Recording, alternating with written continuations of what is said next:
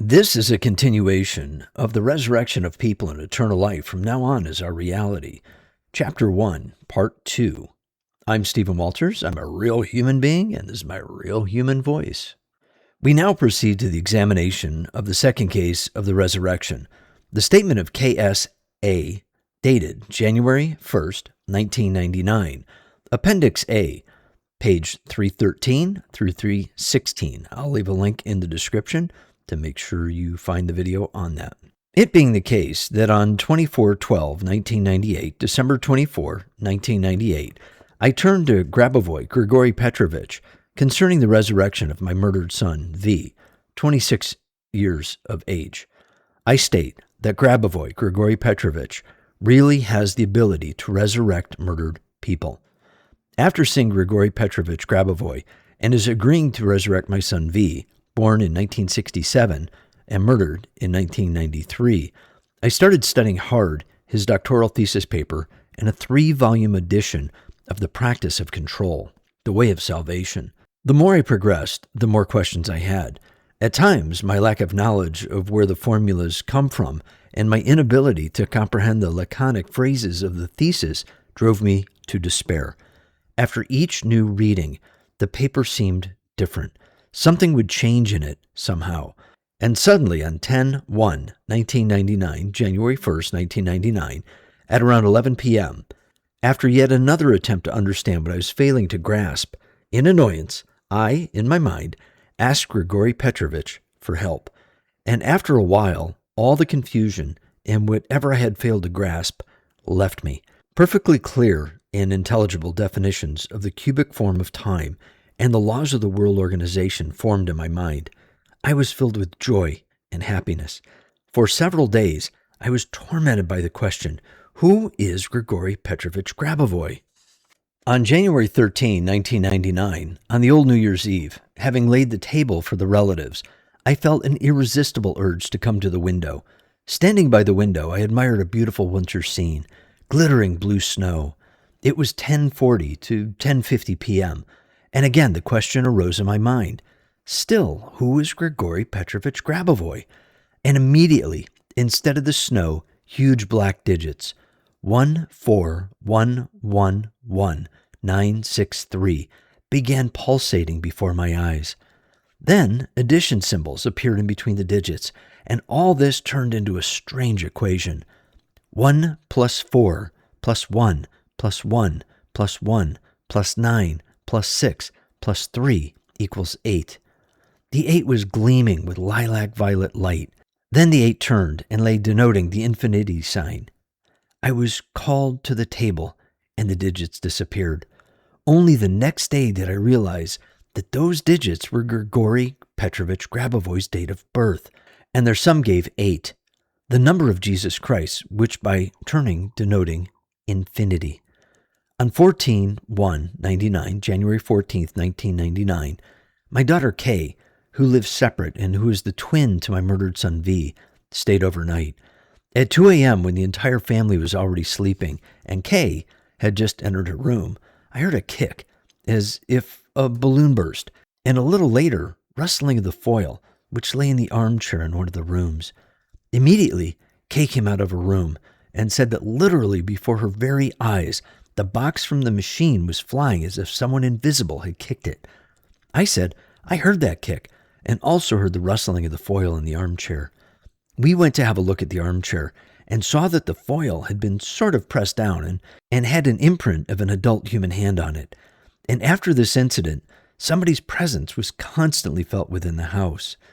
There would be sudden rustles, the curtains would start moving, and the floor would creak. On 16/1/99, January 16th, 1999, my son, D, born in 1965, and my grandson, M, born in 1985, told me with one voice that on waking up in the middle of the night, my son D saw V alive on the wall opposite from the bed near the huge photograph of a lion. My son D closed his eyes and opened them again. V was still there. Then my son woke up my grandson, M, and made sure that my grandson was also seeing V. Though prior to that, my son, when told, had been very skeptical of the possibility of V's resurrection. Now, He is absolutely sure of it. I would like to add that at the time of my visit to Grigori Grabovoi, he gave me an audio cassette with his recorded voice, where he explained to me what the criteria was and why space was secondary in relation to consciousness, but the movement interval was primary. After I had realized that the cassette disappeared, that is to say, it dematerialized. So, KSA turned to me asking to resurrect her son. Her son V, born in 1967, was murdered in 1993. She requested his resurrection only in 1998. Thus, based on the dates, in fact more than 5 years passed. It was the 6th year since he had been murdered. Generally, resurrection requires equal effort, regardless of whether a person died recently or a long time ago.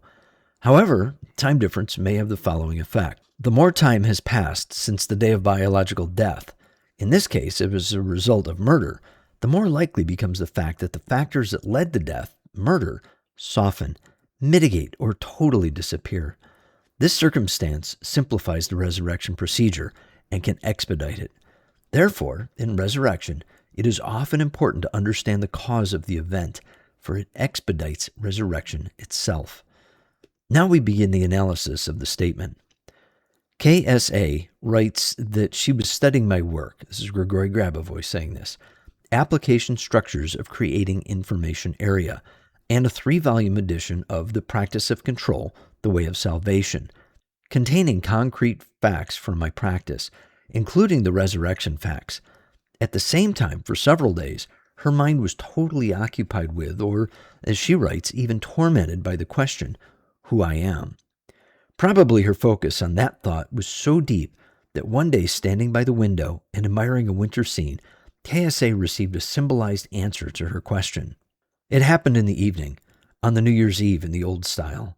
She writes, I felt an irresistible urge to come to the window. Standing by the window, I admired a beautiful winter scene, glittering blue snow. It was 10:40 to 10:50 p.m., and again the question arose in my mind. Still, who is Grigori Petrovich Grabovoi? And immediately, instead of the snow, huge black digits, 141111963, began pulsating before my eyes. Then, addition symbols appeared in between the digits, and all this turned into a strange equation.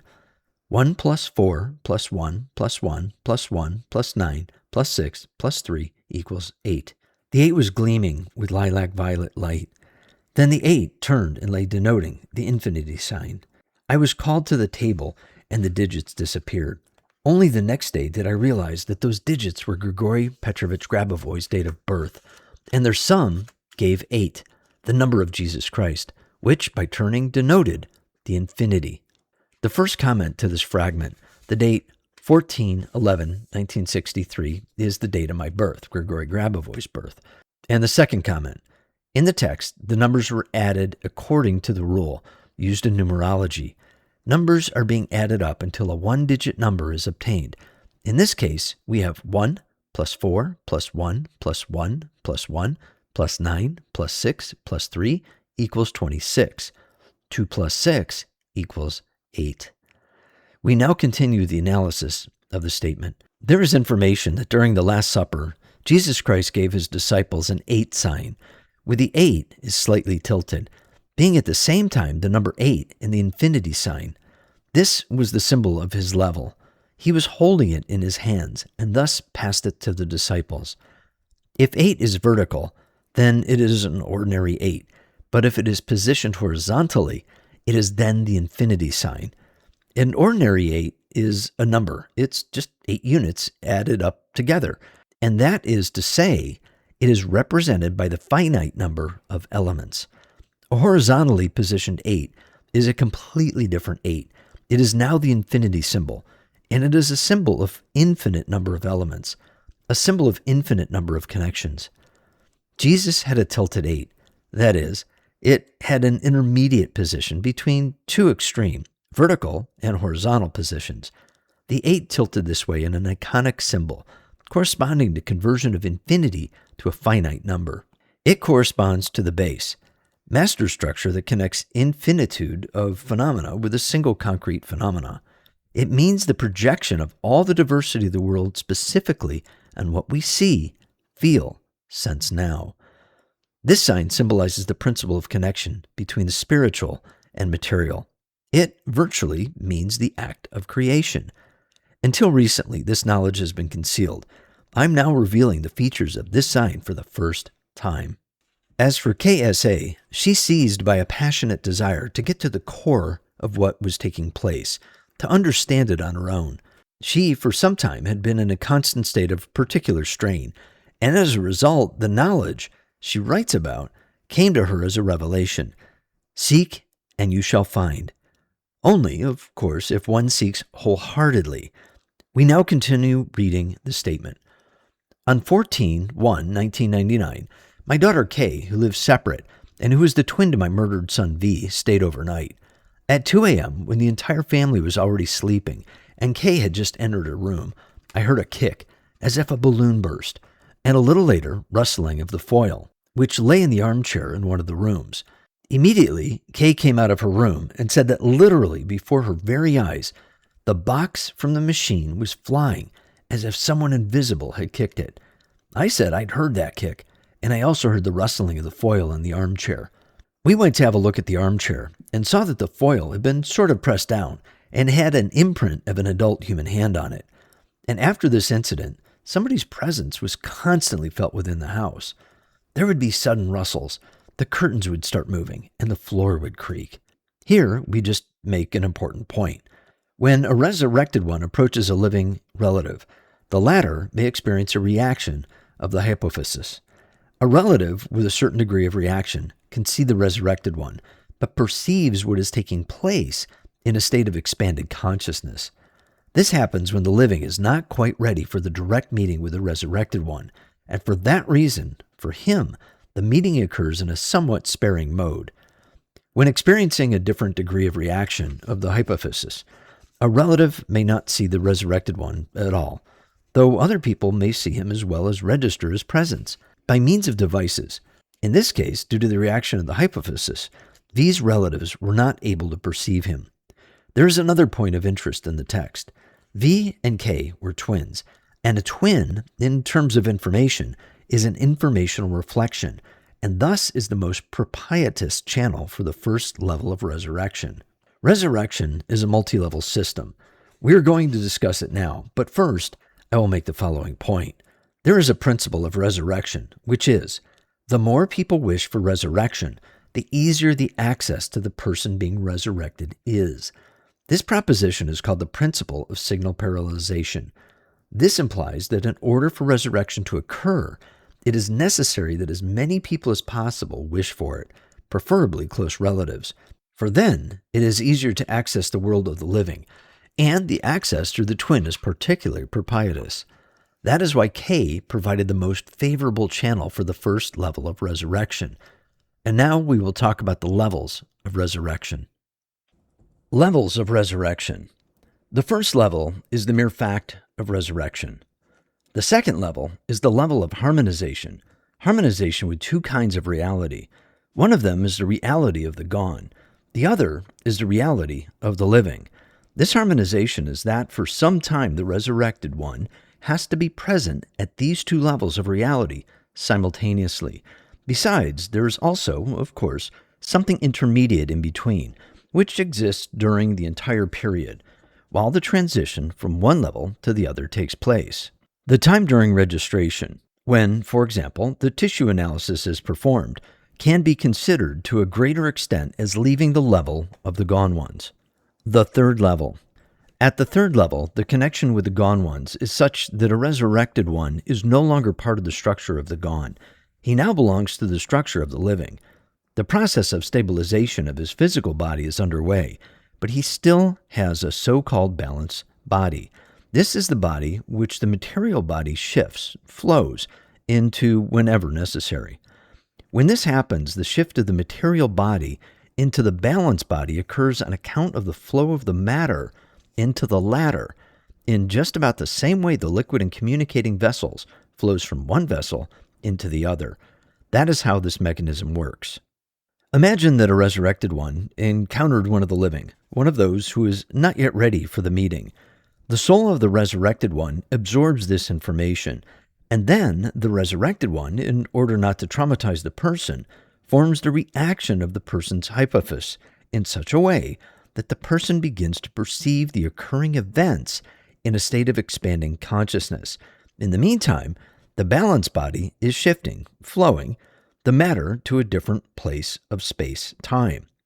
For it should be kept in mind that the soul, controlling the entire process, is largeness. It is an infinite structure in terms of size. So the resurrected one finds himself in an entirely different place.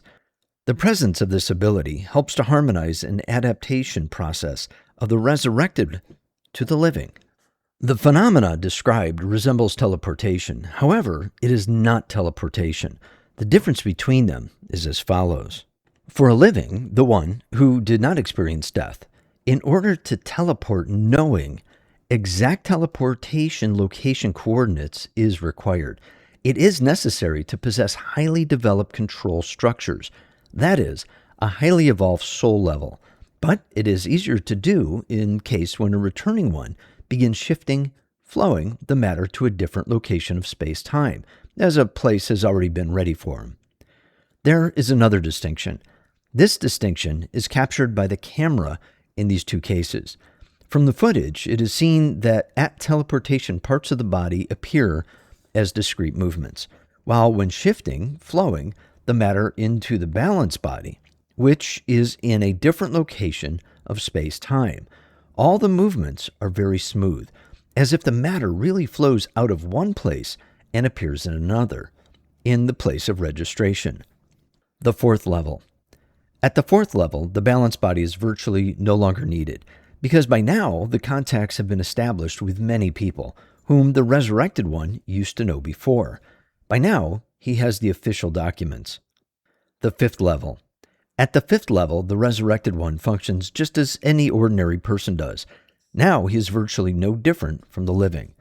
We need to say that the resurrected one may choose whether he will be staying with his relatives or his former friends or not. The matter is that some of them, after his resurrection, when meeting him, may not react the same way the resurrected one would like them to. So the resurrected one has a choice. And when he has made his choice and decided upon his place of residence, then now is the fifth level. And it means that now he does not need to have the second, the balance body, because there is no need for him to hide anymore. It should be noted, though, that lately the shift, the flow into the balance body, occurs practically less and less frequently. This is due to the fact that in our more enlightened time, it is often sufficient to just explain the fact of resurrection. We now continue reading the statement. On 16/1/1999, my son, D, born in 1965, and my grandson, M, born in 1985, told me with one voice that on waking up in the middle of the night, my son D saw V alive on the wall, opposite from the bed, near the huge photograph of a lion. My son D closed his eyes and opened them again. V was still there. Then my son woke up my grandson M and made sure that my grandson was also seeing V. It follows from general principles of resurrection that if resurrection occurs in the presence of close relatives, in this case D and M, it expedites resurrection, and it is easier to access the entry of those being resurrected. The resurrection took place in the presence of these two witnesses. They saw living V near the big photograph of a lion. Of no small importance here is the presence of the resurrection area of a photograph of the animal world representative. But instead of a photograph, it could have been a living cat or a dog or a plant. I have already touched upon this subject when examining the previous case of the resurrection. The presence of an additional object distracts a person's attention and therefore reduces his stress, thus accelerating resurrection. Thus, the following rules can be stated. Firstly, in order for resurrection to occur faster, there need to be more people wishing for the resurrection of a given person. Secondly, it is better if they are his relatives. And finally, thirdly, it is very good if there is a representative of the animal world, even if only a photograph, as in this case of a lion. It must be said that the presence of a lion in particular had there an additional interesting feature. which allows one to see the connection between the person being resurrected and the surrounding world. In this regard, I will tell you about the informational capabilities of the lion and the eagle. The matter is that, unlike other animals, a lion moves around with prior knowledge of what he is approximately to expect, what may happen to it in the nearest time interval, roughly somewhere within an hour. In order to better understand what is taking place here, let us turn to a more familiar phenomenon. In big modern airports, planes sometimes land every minute. To ensure safety of flights, flight dispatchers have to see the motion of all the aircrafts that are up on their radar screens in order to direct their flights and landings. Let's briefly see how radar, or in other words, a radar station, works. The radar radiates a short electromagnetic pulse in a certain direction. If there is an aircraft flying in this direction, the pulse, having reached the aircraft, gets reflected from it and returns back. A point of light appears in that spot on the radar screen. The distance to the plane is determined by the length of time it takes the reflected signal to come back.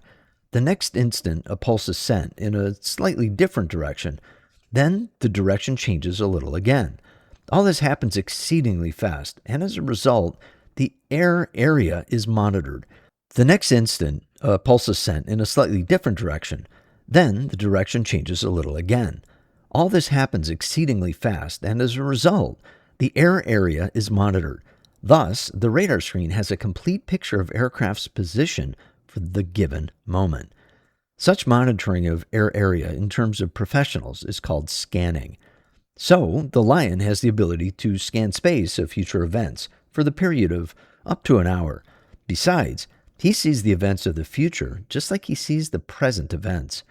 Please note that instead of calling it scanning of space of future events, it may be called time scanning.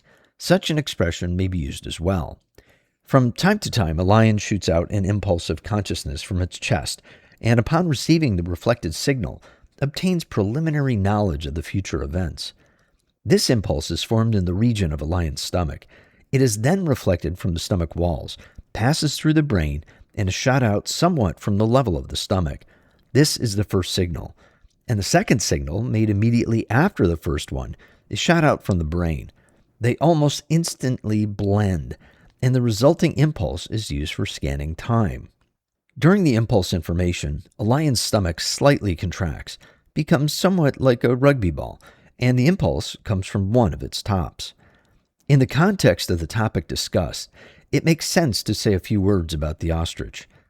Such an expression as the ostrich policy and other comments of the sort are attributable to a popular belief that in the hour of danger, instead of acting, an ostrich, out of fear, tucks its head into the sand.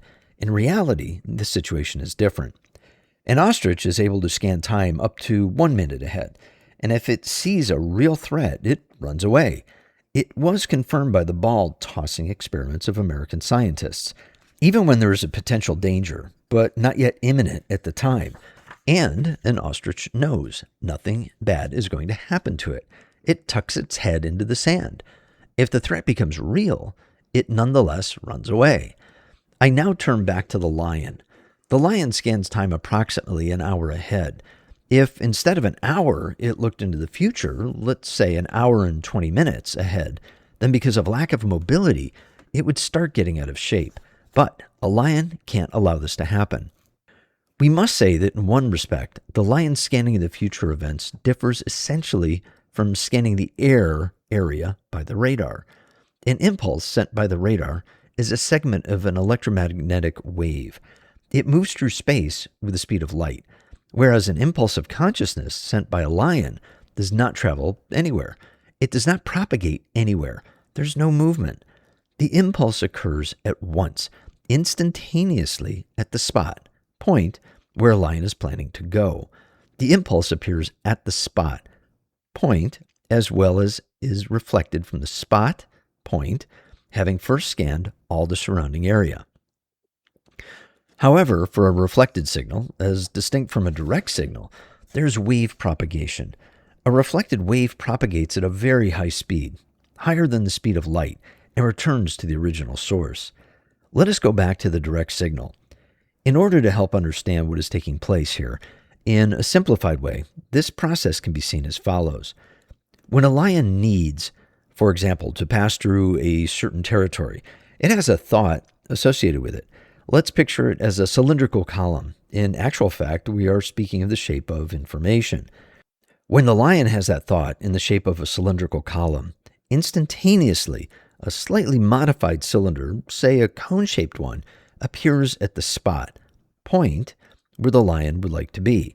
The cone-shaped cylinder appears based on the principle of universal interconnectedness of all pieces of information, and the information in the segment the lion needs is scanned around the newly originated shape, form. We may say that the originated cone-shaped column consists of two parts. One part consists of what is always in the segment and what is the corollary of the fundamental principle, which is all is present in all. The second part of the cone-shaped column consists of what is reproduced by will, in this case by the lion's will. By the way, here the will could be accurately calculated, that is, the segment of spirit could be singled out. Spiritual control is a control structure. Spirit controls consciousness, and this hierarchy naturally affects the decision-making procedure. When a lion receives a reflected signal, prior yet to processing it by its consciousness, the first immediate decision is made by the spirit, by the spiritual control structure. For example, something wrong is ahead, and the lion must spring back. Next comes the reflected signal processing. Here, the main load is borne by the consciousness. Based on the processing of the reflected signal by its consciousness, the lion decides what to do, in this case, where to run. If, for comparison, we examine the behavior of the tiger, then the situation here is different. The tiger's spiritual control is substituted by the work of developed consciousness, and that is why the tiger lags a little behind. We can see that the lion significantly surpasses the tiger, as well as other animals. In spiritual control, it is this ability that signals it out from other animals, and this is precisely why the lion is considered to be the king of beasts. If, in this connection, we examine the corresponding structure of man, the following can be stated. Man has a special separate capacity of spiritual level, and spiritual control goes into the structure of contact with God. So, if desired, man can evolve very fast. And one more remark. From the given description of the decision-making process, we can see that if the system of spiritual control is highly developed, significantly more developed than the system of consciousness, and if it exercises full control over all cells and consciousness itself, then the object will become indestructible altogether, because it is possible to create matter, and therefore any physical body, including the one of man, by means of consciousness, which is based on evolved spiritual principles. Now, let us pass on to a unique representative of birds that we spoke of in the introduction, the eagle. In addition to the capabilities previously mentioned, the eagle also possesses a well-developed ability to scan space of future events. His first impulse starts from the feathers, though it may seem to be a totally wrong part of the body for that purpose, as feathers may fall out, but nevertheless, it is so. The second impulse comes from the eyes. After that, as with the lion, these two impulses blend, and the resulting complex impulse is used for scanning time. No other part of the body is practically involved in creating the impulse, but if the eagle's eyes are shut or covered, it sends the system of parallel signals, and for that, it actuates its body. Other birds are not capable to do this. For example, some tameable bird species, such as golden eagles and falcons, if they are blindfolded, they are not able to scan and thus seek not to fly. Now, pertaining to time, when scanning space of future events within an hour, an eagle sees a lot. He has a huge visual field. An eagle sees itself, sees all the processes, accurately registers interrelations, analyzes the entire situation. All this is perceived by means of clairvoyance, that is, of irrational vision. The next half an hour, it still sees itself clearly, as well as something of what is taking place, but the background is getting blurred. An eagle can see itself very distinctly for up to 5 or even 7 hours. We may say that an eagle, as if emanates a certain filament into space, and with its help, an eagle feels, for example, that there is a problem somewhere, and then it doesn't fly there. Some species of eagles may use irrational vision just to orient themselves during the flight, and in doing so, they can see even sharper than with the eyes. However, they seldom exercise this ability, as such a form of orientation results in significant stress on their bone tissue. We may add that an eagle is also an admirable master of teleportation. When watching the birds fly, we may see them sometimes fly down and before reaching the ground, fly up again, utilizing an airlifting force. A fine example of such a flight is an albatross. As it gains speed while gliding down, before the very ground it turns against, the wind, and soars up. An eagle, of course, can do it too, but we now are interested in a different maneuver it practices. It's been noticed that sometimes an eagle swoops down at high speed and, looking as if having hit the ground, simultaneously soars up over again at high speed. It was thought that after touching the ground, an eagle makes a powerful push off, which results in a high-speed takeoff. This, however, turned out not to be the case. Filming performed by Australian scientists has shown that an eagle in these cases does not touch the ground at all. This phenomena has remained a mystery. In actual fact, an eagle, foreseeing the future and knowing where it would like to fly if it did push off the ground, right away teleports itself to the location where it would be if it pushed off the ground. It just teleports while being still in the air without ever touching the ground. So, an eagle has the ability to teleport too. We now go back to the analysis of the statement of KSA, to the place where she tells that her son and grandson saw living V by the big photograph of a lion. Now, knowing special characteristics of this animal, we can understand that its photograph contributed to V's resurrection. For possessing the ability to scan time, a lion may be said to shoot out the information field of the future, and then we have resurrection. Thus, it contributed to the fact that, when D opened his eyes again, he once more saw living V. Further, KSA writes that she listened to the audio cassette on which I had recorded my explanation for her of a number of fundamental provisions on the world organization. After she understood them, the cassette dematerialized. I would like to clarify certain points. The resurrected one, having a unique experience of his own, would like to help living people to realize that resurrection is a normal, natural phenomena. The contacts of the resurrected one with living people play an important role in achieving this goal. The matter is that the contact itself with the resurrected one sends out the needed information to the entire information field, thus helping greatly resurrection become accepted as a common phenomenon by society. And of prime importance is the contact with the resurrected one of someone who never knew about his resurrection before. After making contact with one person, the resurrected one comes to another place, then to the third, thus gaining experience.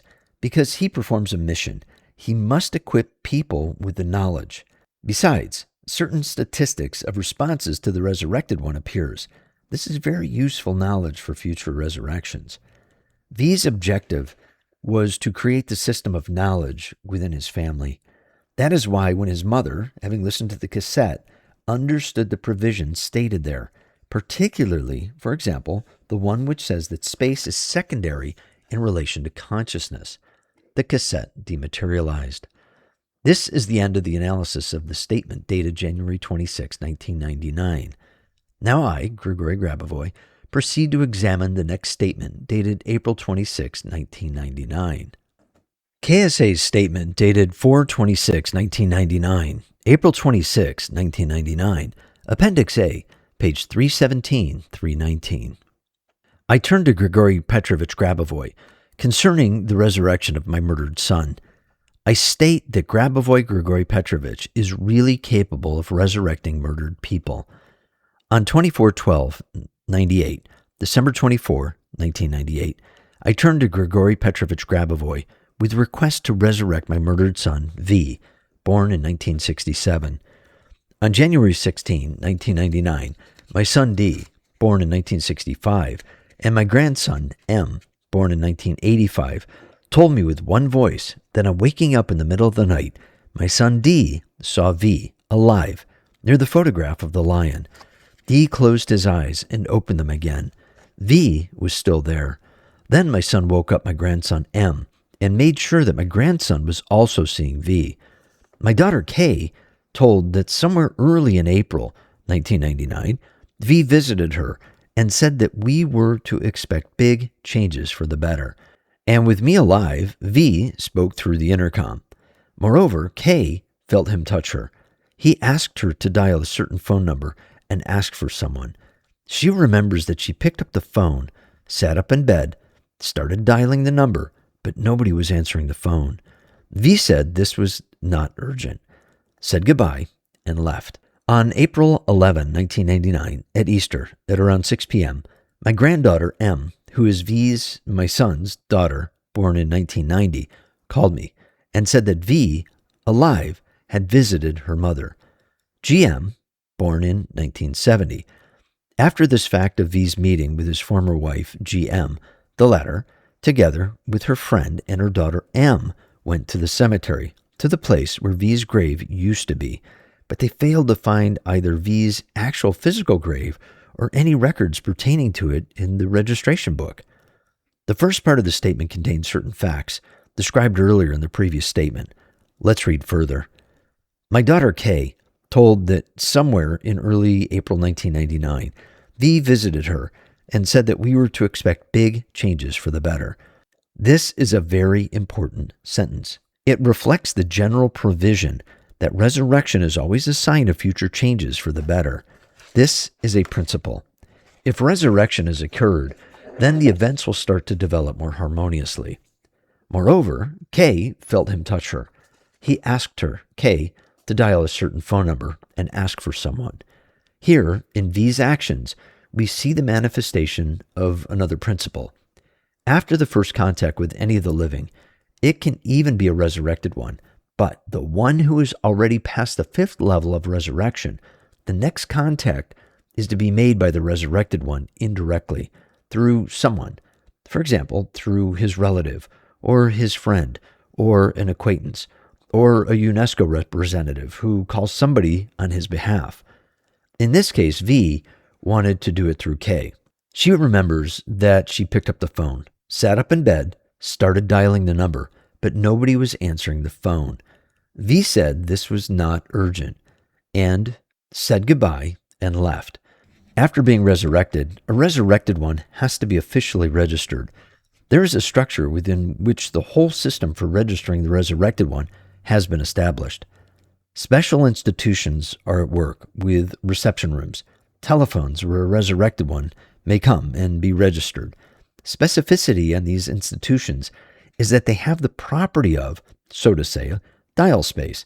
They are visible to the resurrected and to those working with them, and not always visible to ordinary people. They can be captured by a camera, though. These institutions have not been established by people. Ordinary people have nothing to do with their foundation. However, the buildings inside which these institutions are have the same outward appearance as everything else created by people. Entities who look like humans work in these institutions, and their internal organs function just like human organs do, but they are entirely different beings, and they too, as well as their institutions, possess the property of being visible to the resurrected and invisible to ordinary people. Though sometimes there are situations when these institutions together with their staff do become visible to ordinary people. It happens, for example, in cases when the number of people resurrected has been seen by or been in contact with needs to be recorded. Then such an institution comes into existence and is visible. People passing by naturally do not pay much attention to it, but they bump into, come in contact with the resurrected one. Standing, say, on the pavement, they may ask him something or pass around him, or he may ask them something. The pedestrians may not be aware that they are dealing with a resurrected one. In the meantime, the number of people who has seen or come in contact with the resurrected one is being recorded. So this institution is for some time as if in the open, for everybody to see. But then it again becomes invisible for ordinary people. Once in a while, the material substrate of these institutions changes too, but most importantly, they physically exist. This whole system of registrations of the resurrected, with its special institutions with beings and sometimes people working in them, all this is only just starting to be revealed to people. I am telling about it now, but this system came into existence quite a long time ago. In connection with the institutions just mentioned, Herbert Wells' story, The Magic Shop, comes to mind. That's how it begins. A man and his young son are walking along the street. Suddenly, the child hauls his father by the finger right up to a shop's window. The father looks up and sure enough sees in astonishment a toy shop before him. His astonishment is understandable. He passed along the street thousands of times, but there was never, ever any shop there. But the child saw the shop. They went inside, and there were amazing toys indeed. This story is part of the story collection under the title Short Fiction. In actual fact, as we can see, our living reality, our life, seems to surpass immeasurably any fiction, and all the more so given what people are yet to learn. So, after the resurrection, a person is faced with a problem of registration. The beings we've just talked about meet the resurrected one after his resurrection. They are aware of the situation. They have full information regarding everything, and they give the resurrected one the phone numbers of their offices, as well as immediately accommodate him in case he decides to make use of the place. A resurrected has free will. Therefore, he decides by himself where he will stay, whether he will stay at his relatives or not. He makes his own choice. The choice depends largely on the relatives' actions, on their reaction to his resurrection. It is desirable that the registration should take place not too far away from the person who, the resurrected one, had his first contact with, not too far away from that person's location at the moment of the registration. Of less importance is the physical distance from the place of the first contact, though it is better, if possible, to be registered in one of the offices close to it. Full acknowledgement of the fact of resurrection is a meeting with any of the living. But if the resurrected was only taken a picture of without his coming into contact with any of the living, then it can only be considered to be a preliminary stage of the acknowledgement of the fact of resurrection. What makes personal, physical contact so important is the fact that the contact with the tissue of the living is of great consequence. So it is the contact with any of the living that makes resurrection a fully acknowledged fact. This being achieved, the registration process may be started. If the resurrected one can come to one of the mentioned institutions with 2 accompanying people, he then can register without delay. And then, as already stated, he can either stay there or return to his relatives. If he is only one accompanying person, then first a phone call to the reception has to be made in order to be advised on how to proceed. The final stage of the registration process is the receipt of the documents. Now that he has the documents, the resurrected one may continue contacts on a different level. I must say that in the beginning, the resurrected one interacts with these special purpose organizational structures. The program is such that for some time, the resurrected one participates in the overall process of salvation. So, when V asked K to call, he did so because he was carrying out a certain mission entrusted to him. Next, S.A. writes that on April 11, 1999, at Easter, her granddaughter M, her son V's daughter, called and said that V, alive, had visited them, her and her mother, M, V's former wife. After this meeting with living V, M, together with her friend and her daughter M, went to the cemetery, to V's grave. During the last 5 years, they visited the place many times and knew it well. However, they failed to find the grave at the cemetery, and there is no record of V's burial in the registration book. First, let us count how many relatives by blood V came in contact with. The first ones were the relatives D and M, who saw him alive, close to them in the room by the photograph of the lion. Then he spoke with his mother through the intercom. The next direct contact was with his sister K, and finally, when he visited his former wife, he had a contact with his daughter M too. To sum it all up, there are a total of 4 contacts at the level of physical vision. Let's turn to numerology for a moment. and we will use the fact that any object always has its reflection in the area of information. Therefore, in the structure of informative control, and it is exactly control, there's always a principle of doubling 4 multiplied by 2 is 8. So 8, if an 8 turns, it becomes infinity. It means that a space-time shift occurs. The fourth contact with a relative by blood happened during the Holy Easter. The Holy Easter, the resurrection of Christ, is characterized in particular by the fact that at that very time, at Easter, the resurrection channel, path, is simplified, the most for space-time adjustment. It is at Easter that the intrinsic knowledge of the universal resurrection of the gone ones opens up the most. Besides, that year, 1999, Easter fell on April 11. If we consider the date as a number, we will have 7. That's how. 11/4/1999 equals 1 plus 1 plus 0 plus 4 plus 1 plus 9 plus 9 plus 9 equals 3 plus 4 equals 7. Thus, the date of the fourth contact has a vibrational structure of Christmas. That is a very strong support. Here we can clearly see immortality accomplished through the birth and the resurrection.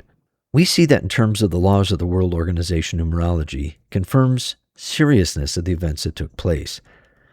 Disappearance of the grave and disappearance of the record of the burial in the registration book reflect the existence of one of the most fundamental laws, according to which, under certain conditions, an event may be taken out beyond the scope of its occurrence.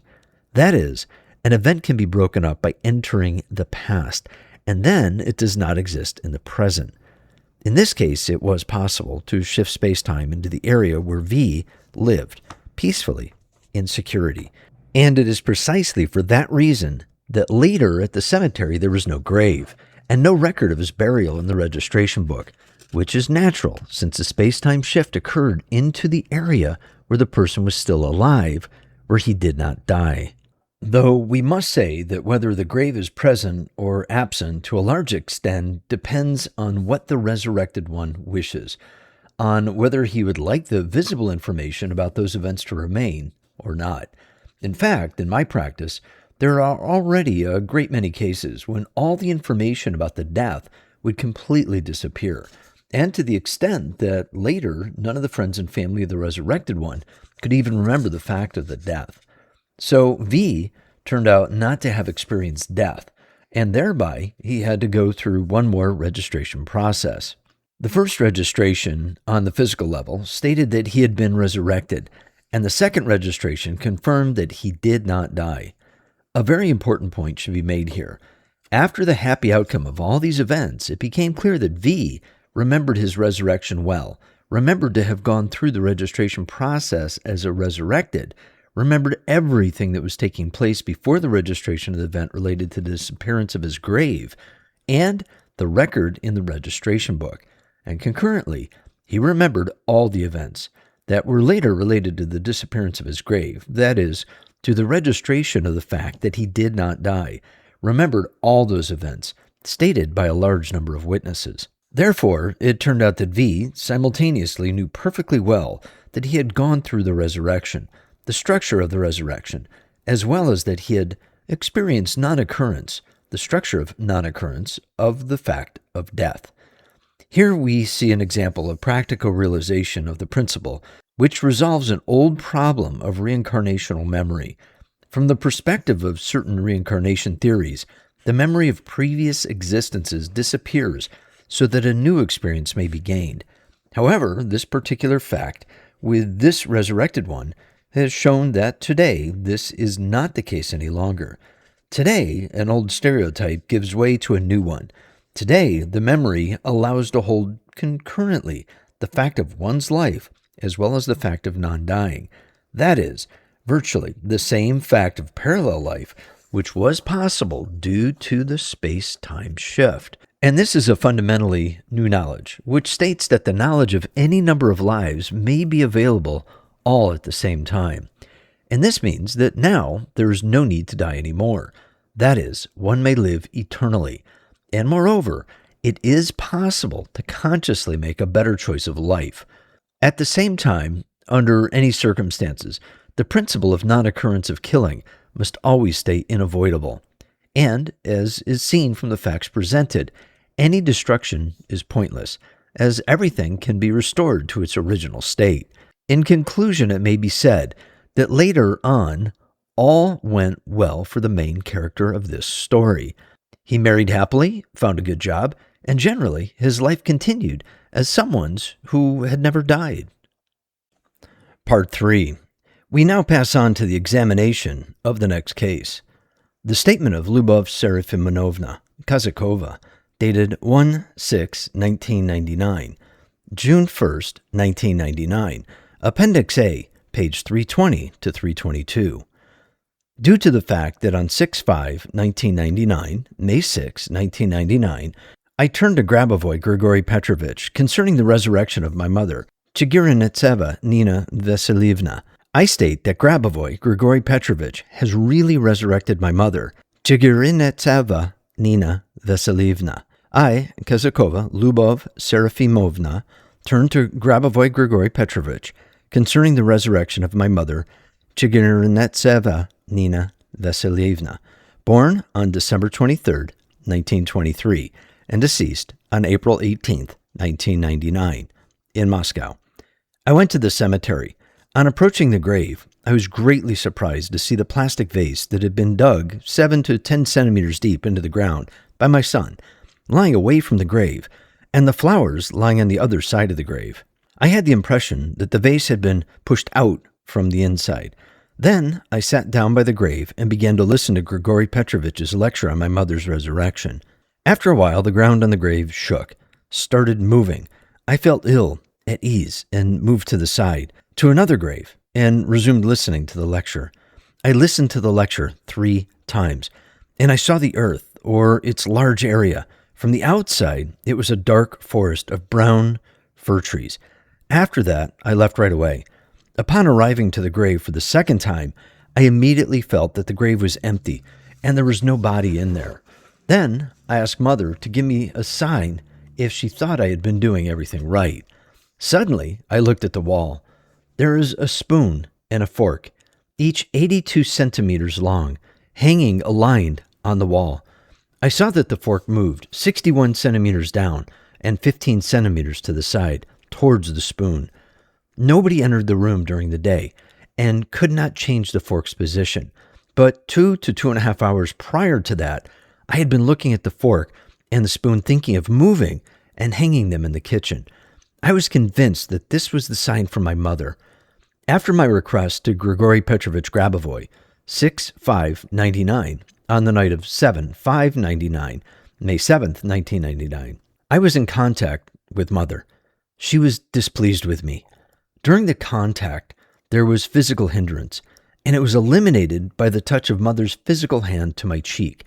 I took the meeting with my physically resurrected mother in my stride, without inner turmoil. So let us examine sequentially that Lyubov Serafimovna writes. On approaching the grave, I was greatly surprised to see the plastic vase that had been dug 7 to 10 centimeters deep into the ground by my son, lying away from the grave, and the flowers lying on the other side of the grave. I had the impression that the vase had been pushed out from the inside. Here we encounter the situation very similar to the one described in the first case, in the case of Rusanov A.E. We have already discussed it. In that case, there was release of a sphere. The release may happen, for example, through some small crack. Generally, as a rule, a path of the least resistance is used. It is worth noting that there is a special technology of the resurrection pertinent to burying a person into the ground. If a person is buried into the ground with beams embedded into certain areas of the ground, then a person gets regenerated, resurrected. In connection with this method, here is some additional information. If the correct burial technology is applied, then a physical body does not decompose and may periodically get up for ingesting plant food. In case of incorruptible saints, they may ingest food much less frequently, For example, once in 100 years. The purpose of such a burial technology is that later, after the resurrection, it is easier to restore all the living functions of the physical body in order for a person to live a full life. In fact, in order for a physical body to have more possibilities in some special graves, special open spaces were provided. Thus, in old days, burial places used to be made in such a way that a person had a chance to resurrect. But, speaking of resurrection, in case when a person's physical body is preserved, a somewhat different procedure of the resurrection may be applied, based on a specific orientation of the parts of the body. The method of burying someone into the ground can be applied, among other things, also for saving people's lives from an electric shock. When applying this method, the thickness of the soil layer above a person is of great importance. This is essential for the speed of the resurrection. This is due to the fact that the earth has, in particular, a shielding property. That is why, depending on whether there is much or little soil above a person, entirely different processes will be taking place. Here, I will give a practical advice on how to help a person in case of an electric shock. Much, though, depends on the strength of current, but in any case, it is desirable to do the following. First, to ensure the contact of the right hand with the earth. It can be done either by directly pressing the right hand to the ground or by earthing it through the radiator or something else that has earthing. Second, the next phase is to earth the left hand, or rather, in this case, the spot slightly above the wrist. After that, standard procedures may be applied. The most important in case of an electric shock is to aid in the regeneration of the brain tissues. This particular function is fulfilled by these two specified procedures. We now proceed to examine the statement. Then I sat down by the grave and began to listen to Grigori Petrovich's lecture on my mother's resurrection. After a while, the ground on the grave shook, started moving. One of the possible resurrections may be like this. The resurrection takes place directly at the grave, in which case the meeting is at the grave as well. Generally, for human consciousness, this option could be easier, but, of course, provided that a person is able to bear it, in order to avoid any cell deformation. As I was saying earlier, resurrection should always occur in a way that does not cause any trauma to anybody. It should be happening under the conditions that are beneficial for all. The fact that the earth started moving indicates the beginning of the preparation process for the resurrection immediately at the grave.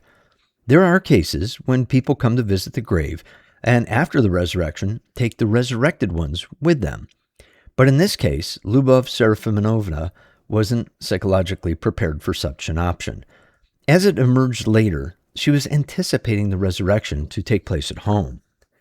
I felt ill at ease and moved to the side, to another grave, and I resumed listening to the lecture. I listened to the lecture 3 times, and I saw the earth, or its large area, from the outside. It was a dark forest of brown fir trees. The process of the resurrection was underway. Lyubov Serafimovna was very tense, and thus an additional element was introduced to lessen her tension by diverting her attention to a large number of brown fir trees. Upon arriving to the grave for the second time, I immediately felt that the grave was empty and there was no body in there. It needs to be said that Lyubov Serafimovna possesses good extrasensory abilities, clairvoyance. She diagnosed the grave and saw that there was no presence of the physical matter there. She realized that her mother was not there any longer, and in addition, the earth began to move during her previous visit, and that is why it became necessary for Lyubov Serafimovna to draw confirmation of the fact that her mother was somewhere near and everything was getting along all right. Then I asked Mother to give me a sign if she thought I had been doing everything right. As it follows, further from the text, then Lyubov Serafimovna looked up at the wall where a big wooden spoon and fork were hanging. She saw that the fork had moved downward. It may be noted that Lyubov Serafimovna used very good data recording techniques. Particular measurements taken by her are given in the text. Even the photographs were taken. By displacing the fork, her mother let her daughter know that the latter was doing everything right and was not to worry. This was a transition period. Mother had left the grave and was to initiate some kind of contact with the daughter. The described episode with the spoon and the fork was a preparatory stage for the immediate meeting with the resurrected mother, which occurred on the night on May 7th. After my request to Grigori Petrovich Grabovoi on 6/5/99, on the night of 7/5/99, May 7th, 1999, I was in contact with Mother. She was displeased with me. During the contact, there was physical hindrance, but it was eliminated by the touch of Mother's physical hand to my cheek. I took the meeting with my physically resurrected mother in my stride, without inner turmoil. Nina Vasilievna, Lyubov Serafimonova's mother, is an enlightened person. In one of her past lives, she was a yogi. She was even, to a certain degree, assembling her body on her own. In actual fact, there was no question of her being seriously dissatisfied with her daughter. As it emerged later, she just expressed certain dissatisfaction due to the fact that her daughter, though being a clairvoyant, was not psychologically prepared for the resurrection immediately at the grave, which led to a delay in time. But overall, she was very pleased with her daughter because her daughter acted precisely and properly. Regarding the physical hindrance, during the first contact with the resurrected one, when a person has just been physically resurrected, the relative stress level may be very high due to emotional excitement. The person may become extremely sensitive. Specific sensations may appear, so that even slight movements of the curtains by the wind may be perceived as physical hindrance. But when the mother touched the daughter's cheek with her hand, notably with her physical hand, the strain subsided right away. At the same time, the hindrance disappeared as well. And it is highly important that Lyubov Serafimonova took their meeting with inward calm. And all turned out well. Part 4. We now proceed to examine the case of the resurrection on the day of biological death. The text of the statement is taken from the book by Grigori Grabovoi, The Practice of Control, The Way of Salvation, Volume 3, page 760.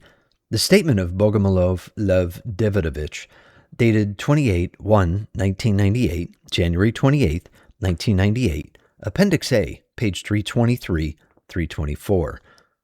Due to the fact that I turned to Grabovoi Grigori Petrovich on January 7th, 1998, in the city of Moscow concerning the death of O, I stated that Grabovoi Grigori Petrovich really restored O's living functions after I had given him the information needed within the period of time from 11:15 p.m.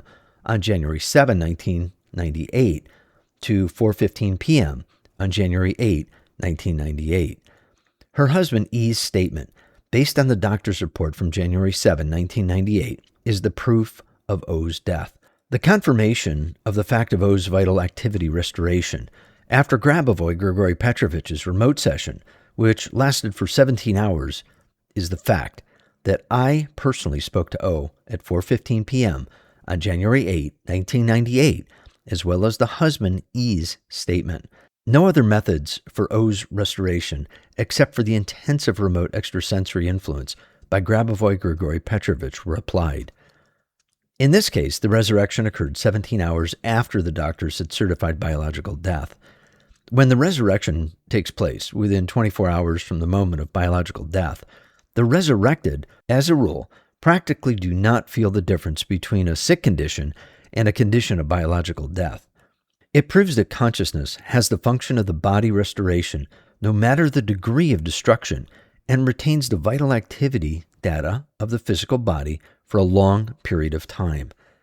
By telepathically communicating the principles and the methods of resurrection to the consciousness of a gone one, it is possible to develop the function of consciousness for the body restoration up to the level when the body starts the process of restoration. The restoration, the regeneration, goes faster if the soul has been prepared by the prior knowledge of the resurrection process, and if as many people as possible contribute to the resurrection. Resurrection occurs based on the freedom of choice of a person's soul, of the choice of further development.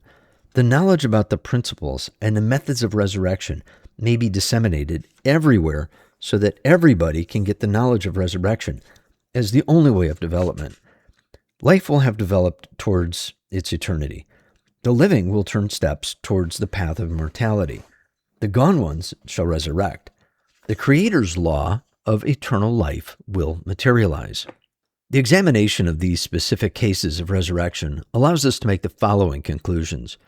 First, The resurrected one, as a normal free person, has a right to choose where and with whom and for how long he will stay. This possibility is open to him, especially given that the registration takes place on the highest level and international organizations are involved.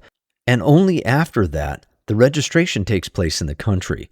Although sometimes, but quite rarely, the registration first takes place in the country before it does in international organizations. Now I'm talking about ordinary organizations. That is, about organizations created by people.